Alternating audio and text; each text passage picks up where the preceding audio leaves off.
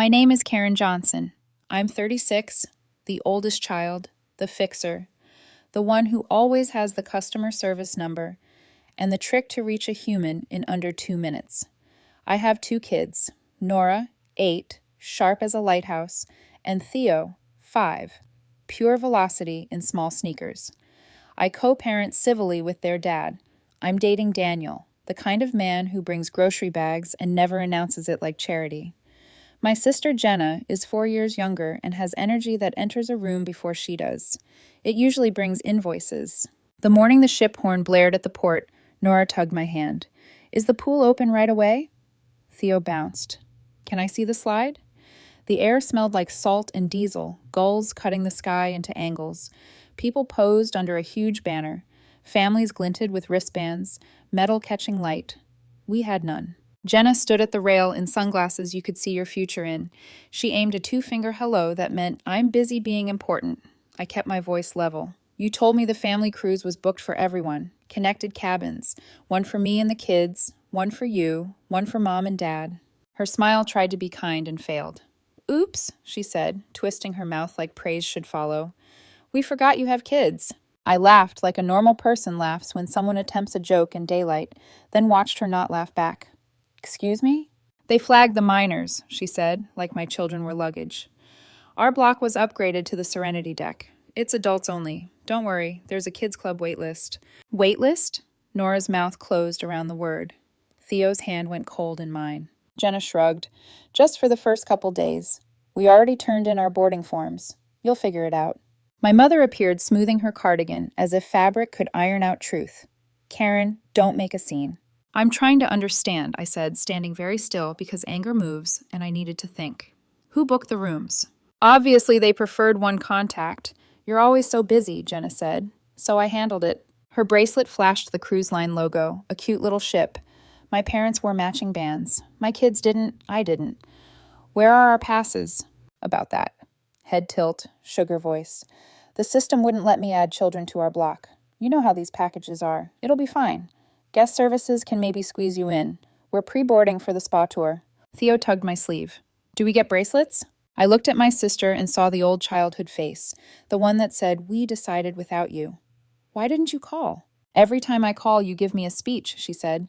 I thought you'd be grateful not to juggle kids for once. Dad loomed behind Mom, a shadow with impatience. We'll miss our slot. Nora's voice thinned. Are we not going? It's just logistics, Jenna said. Don't be dramatic. The ship horn bellowed. The crowd answered with joy.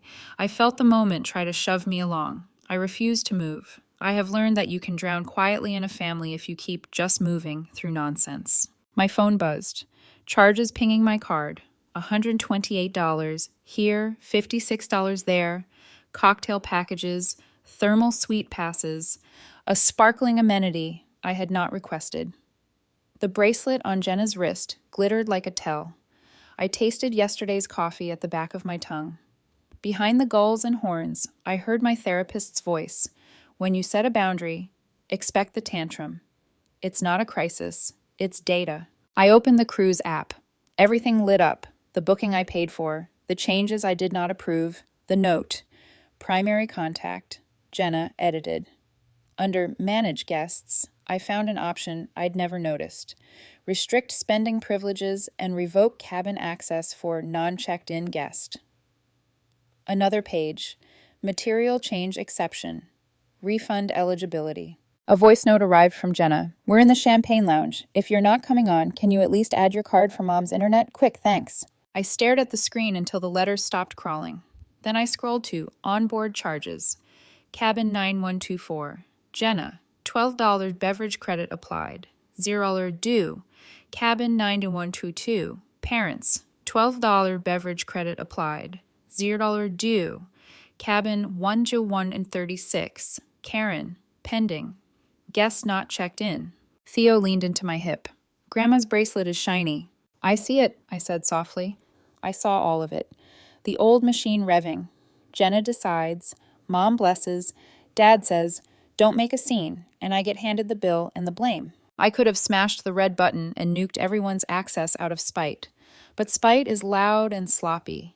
Facts are clean. Nora's fingers threaded through mine. Are we in trouble? No, I said, we're fixing it. I walked to the far end of the dock where the sea sound got bigger and phones got quieter. I called the cruise line. Hold music tinkled like a lobby fountain. Then, a human voice. Hi, I'm the original payer on a family booking. After deposit, a secondary contact reassigned our cabins to an adults-only deck. I'm traveling with 2 minors. I need to remove my card as sponsor for cabins not traveling with my party and request a refund for non-compliant changes. Her keyboard clattered. Let me pull up your record. One moment. Okay, I see the deposit under your card. Yes, I also see a deck reassignment to the Serenity block initiated by a secondary contact. Traveling party includes 2 minors. That should not have been done without primary confirmation. I can annotate a material change exception and submit a refund. Removing your card will suspend access for the other cabins until they add their own payment. Please proceed, I said. My hands stopped shaking. Facts are a kind of shelter. While she worked, I opened the family chat. I posted screenshots. The adults-only flag, the reassignment after payment, the primary contact edit. My caption was simple. I paid for a family trip. You changed it to exclude my children. I will not fund a vacation that erases them. I've withdrawn my sponsorship. The replies detonated instantly. Mom, Karen, come aboard. We'll talk in the lounge. Dad, why make trouble at the finish line? Jenna, a cyclone of texts I didn't open. The rep returned. Refund submitted. Confirmation will arrive by email. Cabins 9122 and 9124 are no longer associated with your payment. Thank you, I said, and meant it the way you mean a cool cloth on a fevered forehead. Above us, Mom's voice sailed over the rail. Karen, come on, we'll fix it once you're on. No, I called back level. We'll fix it where the rules live. Jenna appeared at the rail, sunglasses flashing. Add the card back. You already paid. Why throw a fit now? Because there's no we in a trip that pretends my kids don't exist, I said. Theo whispered, Are we going home? Not yet, I told him, like we're going to lunch. I hung up. The ship's horn bellowed again. People cheered for something that wasn't us. The knot in my stomach loosened, not because they were happy, but because I wasn't paying for their happiness anymore. I took my children's hands and turned away from the glittering staircase to the champagne lounge. We crossed the sun-hot concrete. Somewhere behind us, a text from Jenna vibrated. You'll regret this. Maybe I would regret the quiet, I thought, but I have never regretted telling the truth with receipts. At the curb, I buckled Theo in and looked at Nora through the rear-view mirror. You did nothing wrong, I said.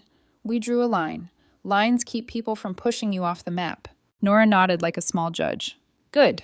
I wasn't sure where we were going, only that it would not be a place with signs that read, adults only over a door my children weren't allowed to open. The ocean glittered to our left, the road unspooled to the right, and my phone buzzed with one more notification, an email subject line from the cruise line. Refund initiated. I didn't open it yet. I didn't need to. I drove. The kids debated tacos versus pancakes like both were right. I parked at a faded motel where the lobby smelled like old salt, and the clerk handed the kids crayons without asking for a card first. We got a room with a wobbly lamp. Theo jumped on the bed. Nora held up a blue crayon and said, Lake, not ocean. Later? Later, I said, and believed it. In the useless part of my brain, the one that still tries to solve other people's emergencies, I remembered a conversation from last week's group chat, Jenna bragging about Serenity content and how the spa photos hit. At the time, it sounded like glitter. Now it sounded like incentive. I texted Daniel. We're safe. Long story. We'll call tonight. He replied in seconds. Proud of you. Get tacos. I'll bring the good napkins later. I laughed once, quietly. Then I turned my phone face down, sat between my kids on a bedspread with tiny blue ships, and let the quiet be a decision I didn't have to explain. The next morning, sunlight broke through thin motel curtains, striping the carpet like prison bars that forgot to close. Theo snored, starfished across his half of the bed, while Nora sat cross-legged with crayons lined up like tiny soldiers. Mom, she said, do we still have a vacation? Yes, I told her. Just not the kind that needs a boarding pass. We found a diner with faded photos of pancakes taped to the window. A waitress called everyone Hun, and the coffee tasted like decisions made at 3 a.m. I watched my kids devour waffles dusted in powdered sugar, and for the first time in weeks, my shoulders dropped. My phone, face down on the table, pulsed again and again. I turned it over. 23 new messages. Family group chat. Mom, your father and I can't believe you embarrassed us. Dad, you've really disappointed your mother. Jenna, you stranded us. The ship won't let us board without paying again. Followed by emojis, angry faces, rolling eyes, champagne glasses. Then one more message slid in, separate from the noise. Daniel. Heard from you yet? You okay? Just that. Simple. Clean. A sentence that didn't demand a justification. I wrote back, we're fine, just regrouping. He replied, good. You don't owe anyone a cruise.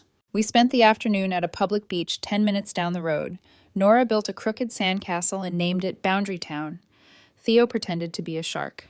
I sat under a tilted umbrella, phone buzzing every few minutes, each vibration a ghost tugging at my sleeve. Finally, I opened one message from Jenna, long enough to see the words, you'll never be invited again. I smiled. That's the point, I whispered. That evening, Daniel called. His voice came warm through the static. Hey, you okay? Yeah, I said, mostly tired. I saw Jenna's posts, he said. She's making it look like you backed out last minute and ruined everything. Of course she is, he hesitated. You know who liked her story? I knew that tone. Who? Kayla. His ex, the one who still popped up in his notifications like a bad penny. I felt the faint tightening under my ribs. Small world. She and Jenna started following each other after the engagement party, I think. Of course they did. I rubbed my temple. That's interesting. Want me to say something? No, I said. Let them curate their version. I'm busy living mine. He laughed softly. That's my girl. I hung up before I could overthink that phrase. Later that night, Nora and Theo fell asleep with wet hair and salt on their cheeks. I scrolled through my emails. There it was. Refund confirmed.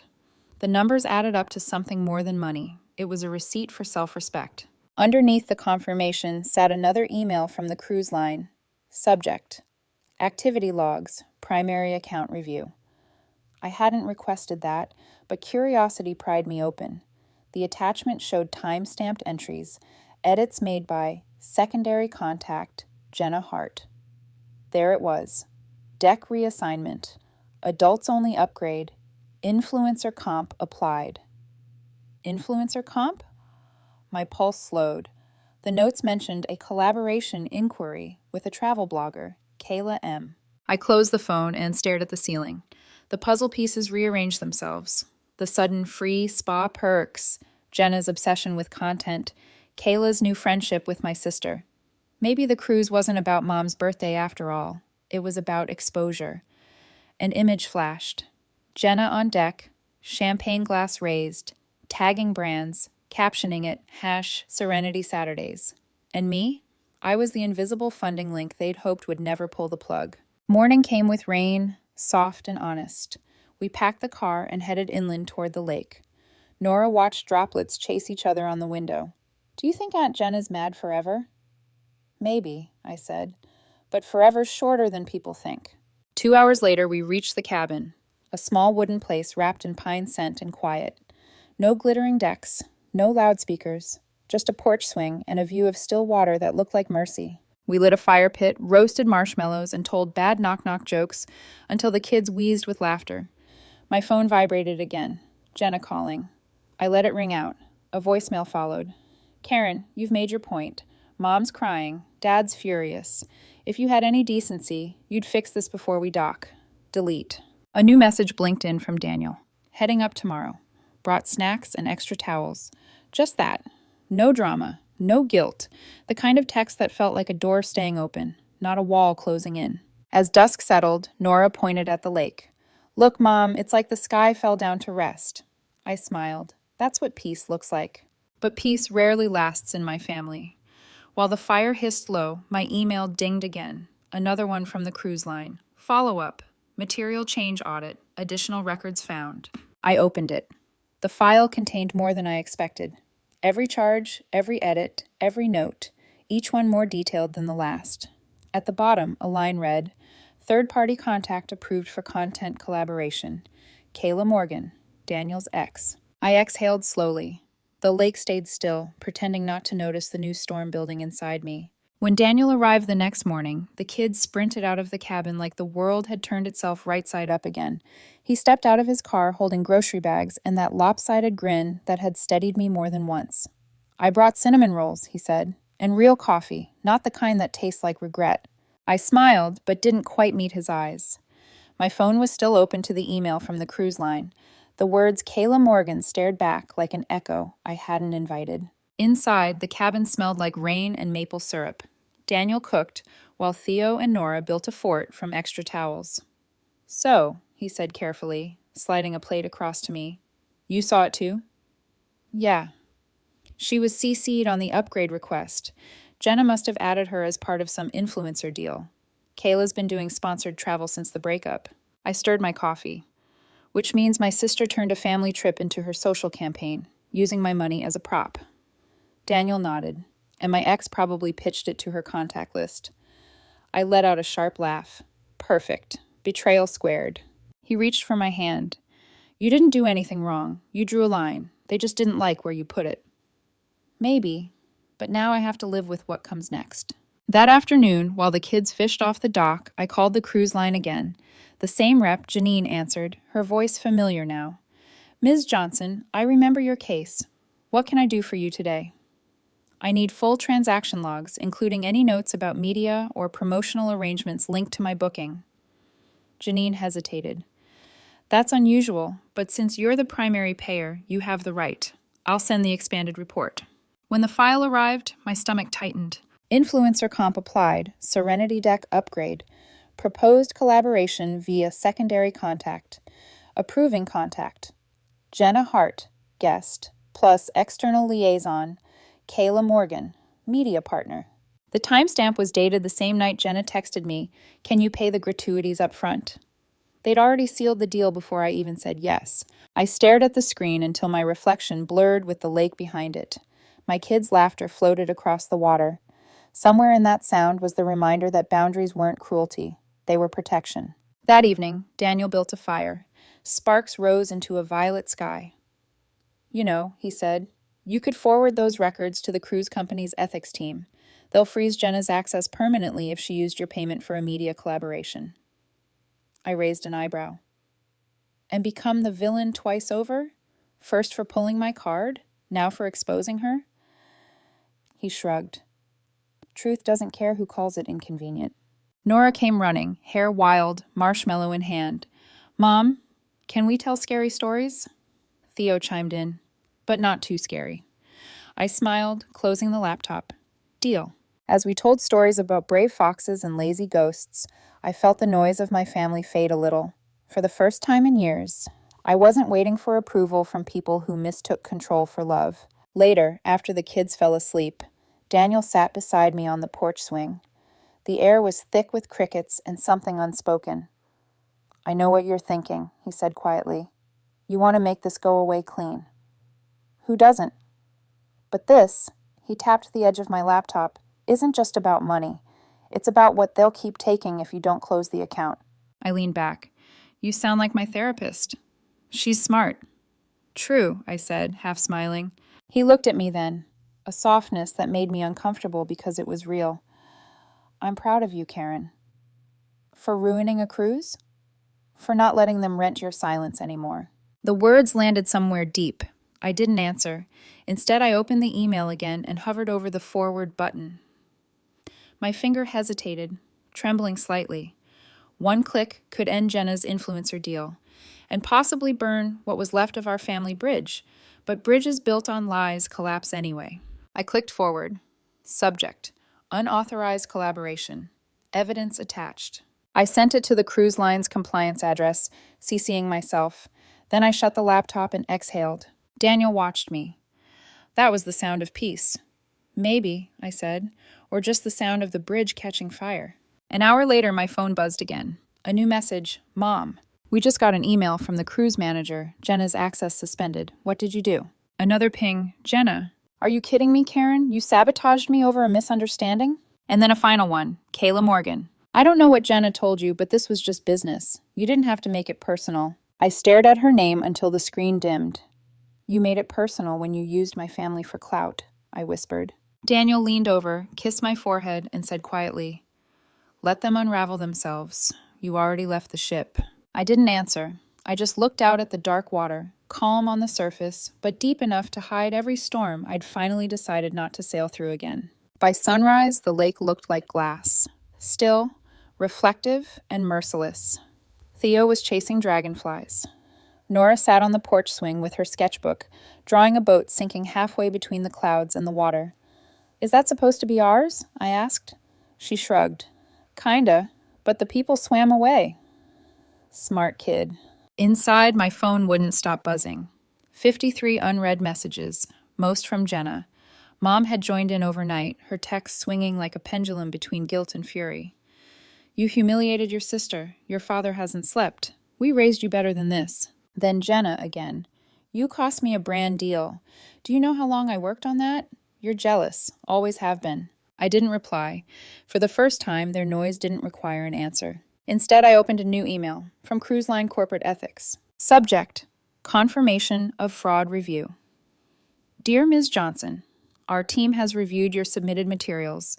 The Serenity Deck upgrade was indeed arranged through a promotional channel without your consent. The collaborator, Ms. Kayla Morgan, and secondary contact, Ms. Jenna Hart, have been placed under restriction pending investigation. Please find attached a record of transactions and communications. Thank you for your integrity in bringing this to our attention. Attached were screenshots, timestamps, and notes. And at the very bottom, authorized sign-off. Gregory and Helen Hart, my parents. I read that line twice.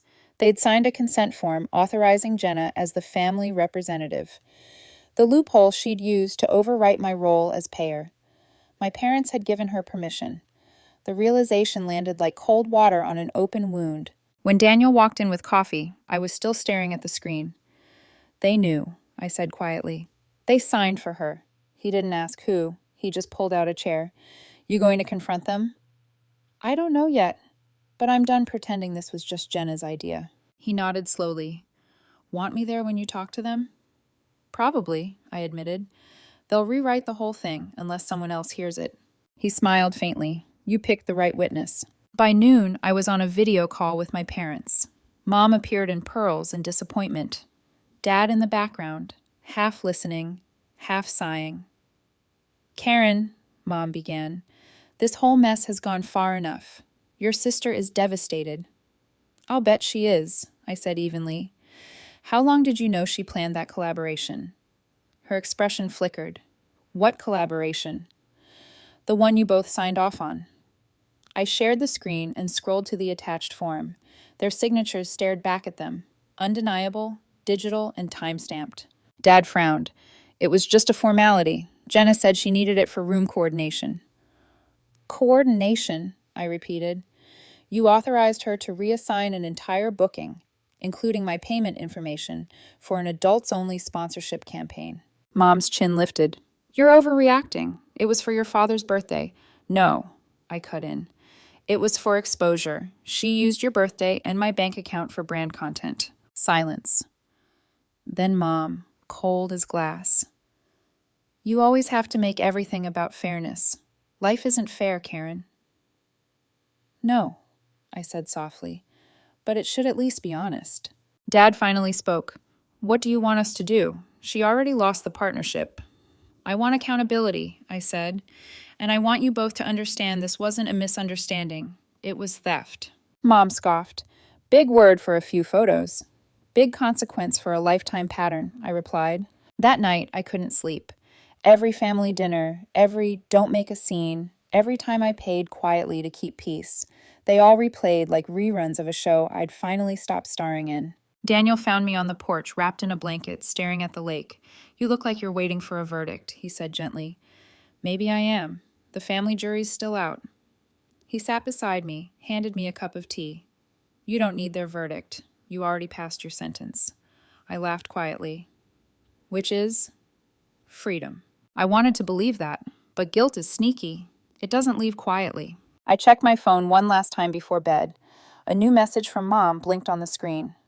If you can't let this go, don't bother coming to Christmas. It's time we moved on without you. I stared at it, then typed back slowly. Good. Then I guess you finally will. I hit send and turned the phone off. The lake outside was dark, steady, and absolute, reflecting nothing but itself. For the first time in years, that felt like enough. 3 days later, Daniel and I packed up the lake cabin. The kids were asleep in the back seat before we even hit the main road. He kept one hand on the wheel, the other resting lightly over mine. You ready? I'm not sure ready applies, I said. But yes, they want to talk. Let's give them one. The talk was scheduled at my parents' house, the same two-story colonial where every argument ended with, "Don't embarrass the family." I hadn't been inside for months. The front porch light flickered, same as always, buzzing like a warning. Inside, the air was heavy with lavender spray and tension. Mom stood by the mantel, pearls in place, the picture-perfect matriarch who believed appearances were apology enough. Dad lingered behind her, silent as furniture. And Jenna, in a crisp white blouse, sunglasses on her head like a crown she'd forgotten to remove, was already crying. "Karen," Mom began, voice smooth as glass. "Can we start by lowering the tone?" "I haven't said a word yet." "That's what I mean," she said. "The energy." Jenna sniffled dramatically. "You've ruined everything. Do you even know what it's like to lose a sponsorship overnight?" I crossed my arms. "Do you even know what it's like to pay for one you never agreed to?" Her jaw tightened. "You always twist things." "No, Jenna, I just stopped letting you untwist them for me." I pulled a folder from my bag and laid it on the table.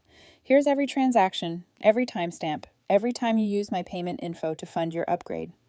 Dad glanced at it, eyes flicking between us like a referee waiting for the whistle. "Karen," he said finally, "maybe you should have talked to us before going to corporate." "I did," I said.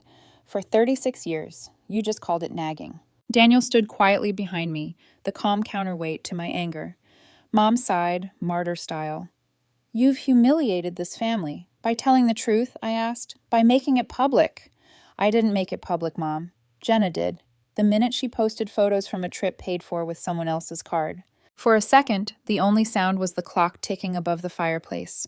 Same clock that used to chime during every argument we pretended wasn't happening. Jenna slammed her hand on the table. "You think you're the victim here? You're not. You're bitter. You hate that I have opportunities." "Opportunities?" I echoed. "You mean other people's credit lines?" She went pale and Mom cut in sharply. "Enough, both of you." I looked at Daniel. "You brought the laptop?" He nodded and opened it, projecting the email thread on the TV. There it was, the proof. Influencer comp applied, Serenity Deck upgrade, approving contact, Jenna Hart, external liaison, Kayla Morgan. The room went still. Jenna's lips trembled. "You hacked me." "No," I said. "I just stopped being your unpaid IT department." Mom turned toward Dad, whispering urgently. He shook his head but didn't speak. Then Daniel, calm but firm. "Jenna, you didn't just change a booking. You entered a sponsorship deal with Karen's financial information as collateral. That's fraud." The word fraud hung in the air like smoke. Jenna's voice cracked. "I was just trying to do something nice. A surprise for Mom's birthday." "A surprise usually doesn't come with brand tags," I said softly, "or champagne captions." She folded her arms, face blotchy. "Fine, you win. You always need to win." I shook my head. "No, I just needed to stop losing." The conversation dragged another hour. Apologies mixed with justifications. Guilt disguised as reason. Mom finally whispered, "You could have handled it privately." I tried. Every time I covered your bills, I handled it privately. Every time I bit my tongue, I handled it privately. Privacy was just the box you buried me in. Dad rubbed his forehead. "So what happens now?" "I don't know," I said. "But for once, I'll decide that part myself." I gathered my papers, slid them back into the folder. Daniel put a steady hand on my back as we walked toward the door. Mom's voice stopped me. "Karen, wait." I turned. Her expression cracked, fragile for the first time in years. "Are you really not coming for Christmas?" I thought about the text she'd sent. "If you can't let this go, don't bother coming," and about how freeing it had felt to hit send on my reply. I'll come when being there doesn't mean pretending, I said. Until then, consider this my vacation. Then I opened the door and stepped out into daylight. Outside, the air smelled like rain again. Daniel exhaled slowly. That went better than I expected. That was better? They didn't throw anything. That's progress. I laughed, a raw sound that felt like breaking surface after years underwater. He took my hand. You okay? I will be. Good, he said. Because next time we're booking our own cabin. No group chat required. I smiled. Deal. We drove away in silence. Behind us, that house, the one built on appearances and unpaid debts, grew smaller in the rearview mirror until it was just a shape, then a memory, then nothing at all. And for the first time, I didn't feel the pull to look back. 2 weeks later, Christmas lights blinked all over town, tiny rehearsals of cheer trying to convince the sky it was still warm somewhere. Nora taped paper snowflakes to our living room window.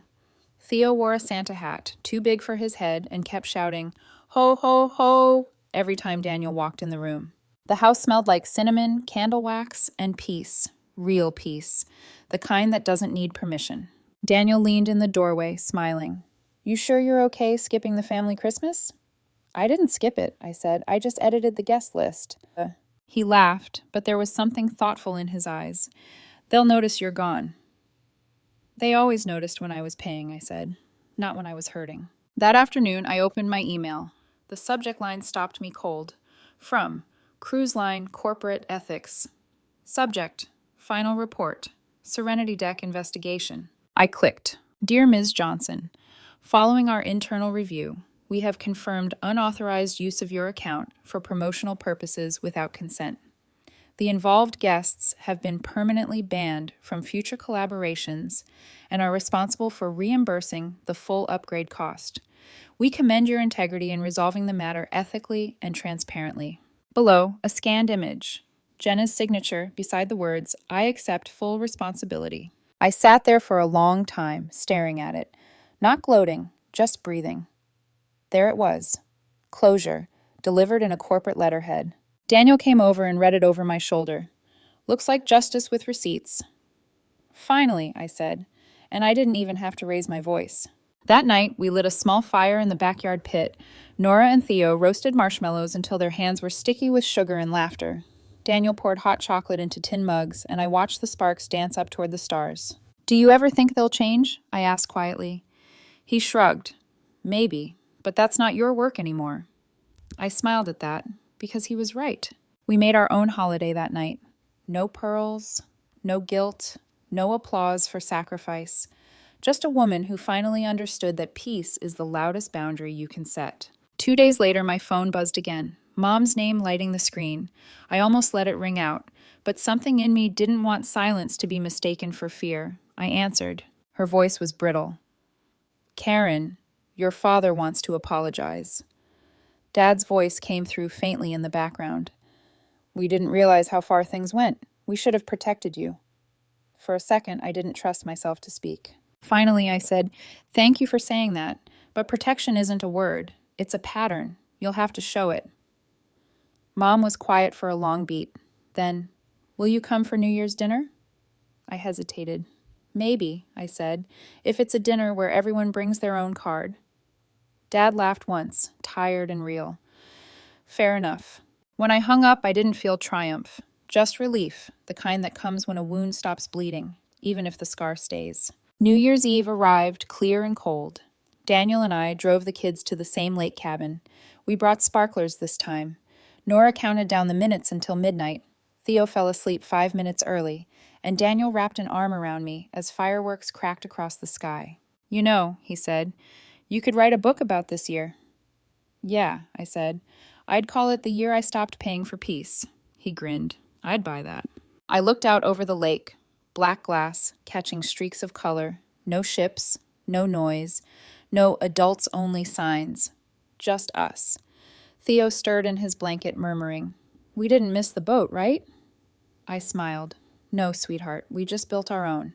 And as the fireworks faded, the last spark glowed long enough for me to whisper, to myself, to the water, to every version of me that ever stayed quiet.